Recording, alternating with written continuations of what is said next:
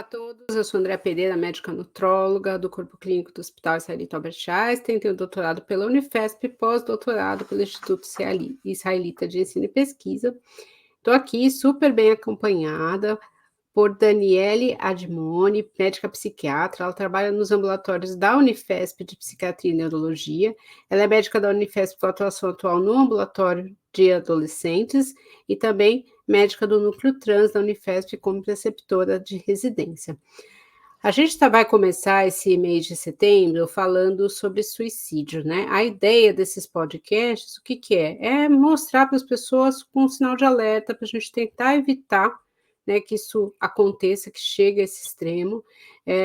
Infelizmente, os números estão alarmantes, aumentando muito em todas as faixas etárias. A gente vai conversar um pouquinho hoje sobre adulto, mas ao longo do mês a gente vai falar um pouco de idoso e de adolescente também.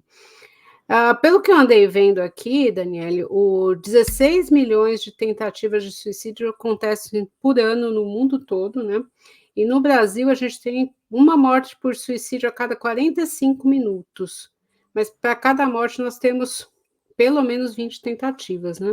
Então, o que eu queria te perguntar? Quais são os principais fatores de risco que a gente tem para uma pessoa pensar, né, em tirar esse bem que todo mundo fala que é o bem mais precioso que nós temos, que é a vida? Primeiro, obrigada, Andréa, pelo convite, é um prazer estar aqui. E acho muito importante a gente falar sobre o suicídio, né, Setembro Amarelo, porque a gente precisa falar, como você falou, é uma coisa muito, muito importante, muito frequente. Então, assim, o que a gente tem de fator de risco, né? A gente fala que a gente tem os modificáveis e os não modificáveis, né? O mais importante, a gente vai falar mais para frente, que são os modificáveis, né? São os transtornos mentais. Os não modificáveis, idade, o gênero, a situação, eu falo que é daqui para trás, né? Então, tudo que a gente viveu. Então, o que a gente tem de idade? A gente tem uma chance aumentada de suicídio em adolescentes, né? E adultos jovens, e depois lá na faixa dos idosos. Então, são faixas etárias que a gente tem que ficar de olho por conta da impulsividade, de várias questões de vida importantes, né? O gênero, o que a gente sabe, né? Hoje a gente também pode mudar de gênero, né? Então é uma coisa teoricamente não modificável de antes, mas o que a gente sabe é que mulheres tentam muito mais o suicídio, até 3 vezes mais do que os homens, mas os homens fazem de maneira mais letal. Então o homem tenta menos, mas quando ele faz, ele tenta, ele realmente acaba conseguindo cometer o suicídio. Geralmente são coisas mais agressivas, então os homens acabam se matando mais do que as mulheres. Daí a gente tem várias explicações também, né? Primeiro, o homem é mais impulsivo, né? Ele acaba usando meios mais, mais violentos, né? E mais eficazes, infelizmente. E a gente tem um estigma muito grande, né? O homem não pode sofrer, não pode ficar deprimido, não pode procurar ajuda, né? Então, isso é uma questão muito importante que precisa ser conversada, assim, de que homens, claro, como qualquer pessoa, né? Também sofrem de transtornos mentais e também precisam procurar ajuda e também precisam ser cuidados, né? Então, a gente falou um pouco de idade, a gente falou de gênero e história anterior, né? Então, tudo que aconteceu comigo até aqui faz muita diferença na minha vida psíquica e pode ser um fator de risco ou um fator protetor para suicídio, né?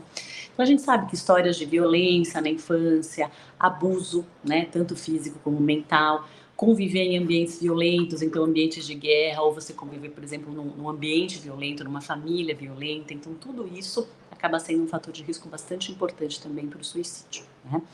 Tentativas prévias, então quando a gente, isso é o maior sinal de alerta que a gente tem, né? Então a gente sabe que... Isso eu acho que é legal você falar, porque é muito comum as pessoas falarem, não, ela não está fazendo a sério, ela está querendo chamar atenção. Sim, chamar atenção, né? Isso é uma coisa que a gente jamais fala, né? Assim, o que tenta o suicídio, como você disse, né? Alguém que tenta tirar o bem mais precioso que é a própria vida, mesmo que não tenha a intenção de fazer isso, está pedindo ajuda, às vezes de uma maneira, vamos dizer assim, indireta, né? Mas é um sinal de pedido de ajuda e é um sinal grave, né? Eu sempre falo que quando a gente fala de suicídio, tentativas são coisas muito graves, né? Então a gente jamais vai achar ou entender que é bobagem, não quer se matar ou tá tentando chamar atenção. Essa é uma leitura que a gente jamais faz, né? A gente sempre tem que valorizar, mesmo que aquilo não seja eficaz, ainda bem, né? A gente tem que valorizar. É uma chance, né? É uma chance, né? E é a maior chance, porque a gente sabe que metade vai tentar de novo, né? Então a gente tem que ficar muito de olho nessa população que já tentou suicídio, porque a chance de tentar e conseguir é muito grande, então é um fator de risco importantíssimo. né? Então, todas essas questões de violência, doenças, então a gente sabe que pessoas que têm doenças graves, às vezes doenças com muita limitação, então, por exemplo, doenças com limitações físicas importantes, com muita dor, também tem uma predisposição, acabam sofrendo um fator maior de ideação suicida. Então, todas essas questões entram nas questões que a gente consegue, que a gente não muda, né? São questões que vêm ali com a pessoa, que vem acompanhando. Agora, o que é mais importante, acho que é por isso que a gente tem essa conversa, tem os modificáveis, né, que são os transtornos mentais, né? Então, a gente tem que entender que, assim, mais de 90% dos suicídios, né, são secundários a um transtorno mental e, geralmente, a gente fala ou de depressão ou de transtorno afetivo bipolar, né? A gente também tem esquizofrenia, tem uso de substâncias, que são os mais frequentes, mas, sei lá, 90% é depressão e transtorno afetivo bipolar. Ou seja, se você trata essa causa, né, você previne o suicídio. Então, olha como é importante a gente falar sobre isso, porque se alguém está doente e alguém tem um acompanhamento adequado e consegue melhorar, essa pessoa não vai tentar e não vai conseguir o suicídio. Então, é muito importante a gente falar sobre isso. Então, esse é o modificável mais importante, é ter um transtorno mental, né? E que é cuidado, que é tratado. Então, um dos fatores de risco também é não ter acesso a um profissional de saúde mental e não ter, às vezes não procurar mesmo, né? A família não percebeu, a pessoa não querer procurar. Então, por isso que é importante, é uma questão de todos nós, né? Não só daquela pessoa que está adoecida. Eu acho que assim, né, a gente tem visto aí os números aumentando, a gente pode discutir uma série de coisas, né, apesar, né, do existir um estigma com a doença mental, acho que hoje é melhor do que era antes, as pessoas se sentem mais confortáveis em procurar, em falar que estão tratando, que tem um psiquiatra, que tem um psicólogo, né, antes as pessoas tinham um pouco de vergonha disso, mesmo quando a gente encaminhava, a pessoa falava: "Ai, mas por quê, né, tá me encaminhando?". Então acho que isso melhorou, mas mesmo assim a gente ainda vê, né, pessoas que acabam não procurando ajuda e mesmo a família, né, às vezes ela não sabe, Sim, ou ela não valoriza, né, ela acha que, essa tentativa foi realmente, não, foi para chamar atenção, foi alguma coisa assim. Então eu ia te perguntar exatamente isso, né, quando que a pessoa deve procurar ajuda? Se eu penso, né, em tirar a minha vida, eu já devo procurar ajuda, ou já tem um sinal de alerta antes de eu pensar nisso? E para a bom, então família que a está própria ao pessoa, redor, né? né. A própria pessoa sempre, né? Então, assim, se você não está se sentindo bem em qualquer situação da sua vida, né? Eu estou descontente no meu trabalho, na minha família, e isso me parece uma saída melhor, né? Eu acabar com tudo isso, né? Ou morrer, ou tentar me matar, porque são coisas bastante diferentes, né? Eu posso, por exemplo, pensar em Uhum. dormir, não acordar mais, ou desaparecer, né? Ou seja, uma ideação de morte.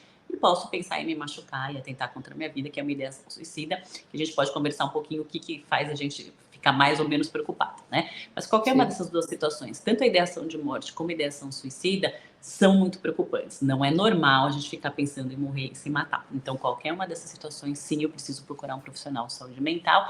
E nesse caso específico, um psiquiatra. Né? Muitas vezes o Uhum. psicólogo, enfim, os outros profissionais ajudam muito, mas quando a gente fala de suicídio, de ideação suicida, a gente precisa procurar um psiquiatra, né? É o profissional que vai poder avaliar o seu risco de suicídio, vai entender o que está acontecendo, como a gente disse, geralmente relacionado a um transtorno mental, e que vai poder te ajudar, né? Porque aí a gente vai avaliar, né? Eu vou internar essa pessoa, como é que é a família dela, eu vou mandar ela para casa. Então, assim, precisa realmente procurar um psiquiatra em qualquer uma dessas situações que a gente conversou, né? Agora, a família, às vezes é muito difícil, Uhum. né?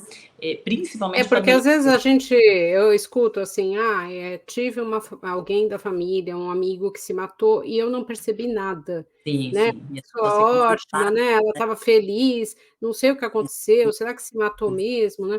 Então assim, será que não tem nada que você possa perceber? De novo, é muito difícil. Às vezes as pessoas realmente não dão indício nenhum, né? É isso, voltou de uma festa e pulou da janela. Estava trabalhando, né? Ou seja, parece que estava Uhum, tudo bem, mas claramente não uhum, estava, né? De novo, a gente está falando de uma situação muito sim. grave, extrema, que aquela pessoa não estava bem e muito provavelmente com transtorno mental associado, muito provavelmente depressão ou transtorno bipolar. Ou seja, ela já vinha há algum tempo manifestando alguma coisa que ninguém percebeu, né?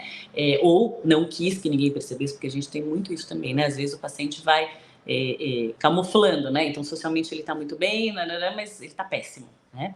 Uhum. E aí é isso, às vezes é muito difícil saber, mas às vezes não é, né? Então eu sempre conto essas histórias assim no consultório, é muito comum o pai quase cair da cadeira, né? Quando eu pergunto para o adolescente, você pensa em se matar? Já tentei, né? Porque o pai nem sonhava com isso na vida, né? Então por Uhum. isso que é muito importante a gente acompanhar as pessoas, estar perto delas e principalmente perceber qualquer mudança de comportamento. Então, pensando numa depressão, que é o motivo mais frequente, vamos dizer assim, né? Uhum. É alguém que começa a ficar um pouco mais desanimado, um pouco mais irritado, deixa de funcionar como funcionava, né? Então, sei lá, vai, era um bom aluno, começa a não funcionar tão bem, ou era um bom profissional, começa a não funcionar tão bem. Mudança de sono, mudança de apetite, né? Um certo desinteresse, um desapego pelas coisas, né? Do tipo, não adianta eu trabalhar, né? Não adianta juntar dinheiro, eu nem sei se eu vou estar aqui daqui a Uhum. 5 anos, né? Uma coisa meio desapegada, né? Ou, ao contrário, muitos planos, a gente também vê isso, né? Então, a pessoa que está pensando em se matar, muitas vezes ela deixa tudo organizadinho para a família, né? Então, olha, aqui está a minha senha, se acontecer alguma coisa comigo, né? Aqui está a minha senha, Uhum. tem tanto dinheiro, enfim, deixa tudo organizado para quem for ficar. Então, esses são sinais de alerta importante, né? Mas eu sempre falo, a gente nunca adivinha o que passa na cabeça do outro, por isso que a gente Sim, precisa lógico. perguntar ativamente, né? Você tem vontade de morrer? Você pensa em se machucar? Você pensa em se Uhum. matar? Né? Essa é outra fato que as pessoas têm. Elas acham que se você fizer isso, você está induzindo a pessoa a se matar. Ao Sim, contrário, sim. você está abrindo um caminho para a pessoa falar assim, né? Eu penso em morrer, eu Uhum. penso em me matar, eu me machuco de noite, né? E aí, pronto, vamos entrar para entender o que está acontecendo, né? Mas as pessoas têm muito medo de entrar nisso, achando que vão induzir, que vão levar a pessoa ao suicídio se perguntarem, mas é o contrário. Eu acho que isso é muito importante, até porque, assim, primeiro que a família às vezes se sente muito culpada de não ter percebido nada, né, mas assim, às vezes você realmente não percebe, né, e muitas pessoas acham: "Ah não, ele vai dar um indício", né, nem todo mundo vai deixar uma carta explicando por quê, né, porque muitas vezes É muito fala: "Ah" duro, para quem fica, sim, né? Sempre fala que um suicídio gera não sei quantos casos depressivos, né? Porque para quem fica é muito pesado, né? Então ficar remoendo, será que eu não vi, será que eu vi? Mas é isso, muitas vezes as pessoas são articuladas, né? A ponto de fazer uhum. isso, realmente não demonstrar, né? Não deixar a pessoa perceber que ela tá tão mal, né? A ponto de ter organizado toda essa situação e terminar com suicídio, né? Não, e eu acho que assim, né, eu trabalho muito com cirurgia bariátrica, né, a gente tem vários estudos falando, né, de, às vezes, aumento de suicídios em pessoas que fizeram cirurgia bariátrica, e eu sempre que eu dou aula, eu falo para os profissionais de saúde, ou às vezes para a família, se a pessoa falar nisso com você no consultório, você tem que levar isso a sério, porque eu já ouvi gente falando: "Ah não, o paciente falou por falar", eu falo: "Não Uhum. gente, ninguém fala isso por falar", né. E são coisas que a gente pergunta. Eu tenho uma ONG também que chama Obesidade Brasil, toda semana a gente recebe e-mails no contato de pessoas que estão pensando em se matar por conta da obesidade, porque eles não conseguem tratamento, etcétera. Isso foi uma Isso. coisa que surpreendeu muito a gente não esperava esse tipo de coisa, mas é um pedido de ajuda, né, então a gente sempre encaminha, né, a gente leva muito a Pra sério esses organizar, e-mails. sim, sim, É, sim. Porque é né, a isso, gente né? leva A pessoa não te conhece, mas ela está pedindo ajuda, né? De algum ela está jeito, pedindo ajuda. né? Sim, sim. Exatamente. Né, eu acho que as pessoas às vezes têm muita dificuldade de pedir ajuda, né. Porque é isso, né? Às vezes estão numa situação tão ruim, então, sei lá, vamos pensar alguém, por exemplo, um pai Ela de não família consegue ver uma que solução, perdeu o né. emprego, né? Não Uhum, acabou, né? Assim, minha família não vai mais ter o que comer, eu não sirvo para nada. E é isso, né? A hora que você tem contato com as pessoas de fora, que você consegue se acalmar e consegue visualizar o que está acontecendo, né? Por isso que é tão importante os relacionamentos. Primeiro, para perceber que aquela pessoa não está bem, que alguma coisa está acontecendo, né? E segundo, para ter com quem falar, né? Então, assim, um dos sim. fatores de risco mais importantes para suicídio e para transtornos mentais também é isso, né? Eu sempre brinco, é não ter onde pegar, né? É você não ter Uhum. família, não ter amigo, não ter rede social, né? Não mídias sociais, redes sociais eu Não, digo sim. amigos, né? Pessoas que você Aham. precisa. Não Suporte, né. ter, não ter um suporte, né? Porque é isso que faz diferença. A gente escuta muito isso no consultório, né? Eu até pensei em Uhum, me matar, mas eu jamais farei isso por causa dos meus filhos ou por causa da minha esposa, né? Ou seja, ou por conta da minha religião, né? A gente sabe que a religião, independente de qual seja, é um fator protetivo, né? Então, eu até penso em me matar, mas pela minha religião eu não posso, então eu não vou fazer nada, né? Então, assim, a gente sabe que tem uhum. algumas coisas que realmente ajudam a segurar a pessoa e vão diminuindo o risco de suicídio daquela pessoa, né? E, de novo, a gente avalia risco, né? Mas a gente nunca consegue dizer se vai ou não vai acontecer, né? A gente tem situações, por exemplo, alguém que fez uso de alguma substância, né? Então, se tinha uma ideação suicida leve, você fez alguma coisa que te dá uma desinibição, sei lá, você usou algum estimulante, cocaína, por exemplo, infelizmente vai lá e faz, né? Então, a gente nunca pode prever o que o outro vai fazer, por isso que tem que encaminhar para acompanhamento. Né? Sim, eu acho que é a importância desse setembro para a gente conversar sobre isso, que são coisas que as pessoas evitam falar, né? Se as pessoas não querem nem falar de morte, quanto mais de suicídio, quanto mais imaginar alguém querido pensando nisso, né? Então, eu acho que são coisas, aquelas coisas que você quer enfiar embaixo do tapete e não conversar sobre, né?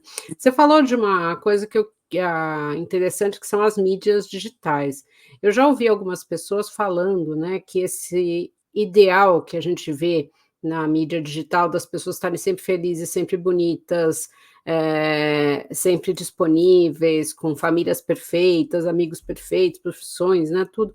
Isso gera muita depressão em quem está lá olhando, né?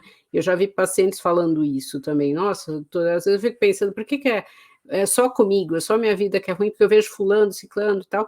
Como eu vejo pacientes também que são influencers, eles falam assim, nossa, eu não aguento mais ficar postando tal coisa, eu tenho que acordar bonito, tenho que estar lá e tal.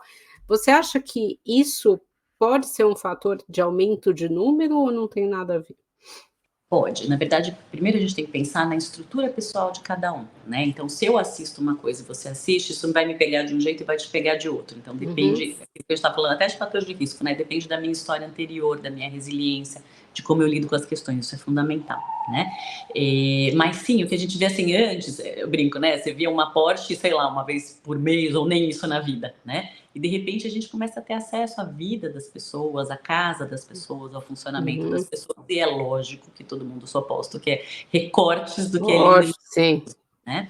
Então, quem não tem uma boa estrutura, e eu falo assim, é impressionante, porque os adolescentes realmente levam isso muito a sério, isso que você falou, né? Eles realmente acham que a vida da pessoa é maravilhosa, né? Então, que, sei lá, tudo é legal, tudo é lindo, tudo é maravilhoso, que a vida dele é uma porcaria. Então, é isso, né? Eu começo a me dar conta de que eu não tenho nada, de que eu não sou nada, se eu não tiver uma boa estrutura psíquica, né? Então, de novo, é muito da pessoa, é claro que a mídia influencia, mas a gente tem que pensar nas nossas questões individuais, né? Então, se eu lembro que eu tenho uma família legal, que eu não tenho um Porsche, mas que legal, alguém me leva de carro para a escola, né? Enfim, eu consigo me estruturar, né? E talvez até almejar esse padrão de vida, enfim, né? Mas é isso, assim, depende muito da estrutura individual, mas essa exposição, né? Tanto do que a gente vê, como da nossa própria exposição. A gente tem muito, por exemplo, o cyberbullying, né? Eu brinco que o bullying coisa na escola, na sala, e de repente o cyberbullying é uma coisa sem fim, né? Você jamais tira aquilo da internet, todo mundo tem acesso àquele conteúdo, né? Então a gente tem muitos casos de suicídio pós-bullying, principalmente cyberbullying, né? Porque a coisa realmente sai do controle,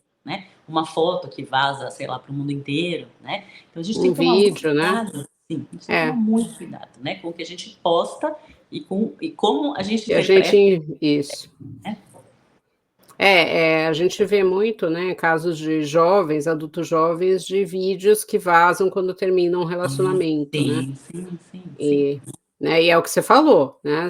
Isso viraliza de uma forma tal e nunca mais sai, né? E aquilo marca a pessoa de uma forma, ela acha que não vai ter mais solução, né? Então é uma coisa difícil. Eu acho que eu já ouvi que antes o bullying era restrito a um local, o local de trabalho ou a escola. Agora não, agora ele chega até você o tempo todo, né? Você tá com... E é isso, né? Depende. E aí também eu sempre falo, né, para os adolescentes, cuidado com o que você vai expor, né? Porque você vai ouvir coisa que você não gosta, né? Então você pode postar uma foto, sei lá, de biquíni, né? 10 vão curtir, alguém pode ir lá escrever, você tá ridícula, né? Então, assim, você também teve a sua atuação, você postou, né? Como que você vai lidar com o que você tá oferecendo isso. também, né? Que é o que você falou, influencer parece ter uma vida maravilhosa, mas é insuportável, né? Você tá lá o tempo inteiro bonito, organizado, né? Tudo arrumado, e ninguém consegue viver assim, né? É um trabalho, né? Então é isso, assim, a gente tem que ter essa leitura, né? Do que a gente recebe, mas também do que a gente está mostrando para o outro. Nem sempre vai vir só coraçãozinho, né? E aí depende da nossa estrutura, de como a gente vai lidar com isso. E muitas vezes a gente tem visto alguns influencers que falam que estão se afastando porque eles estão deprimidos, né? A gente acabou de ter a Olimpíada aí, né, da Simone Biles, que na Olimpíada passada se afastou para tratar a sua saúde mental. Tudo, né? Sim. né? Eu acho que tem se falado um pouco mais disso, né? As pessoas se permitem falar, não, vou abandonar a Olimpíada porque eu preciso cuidar da minha saúde mental. E acho que Sim, muitas pessoas falam, puxa, eu também vou cuidar da minha, né? Então acho que é sim, uma ajuda aí, né? Nesse sim. sentido. E você falou, né, de abordar a pessoa do ponto de vista médico, né? Para nós, às vezes, é muito mais fácil perguntar a certas coisas, né?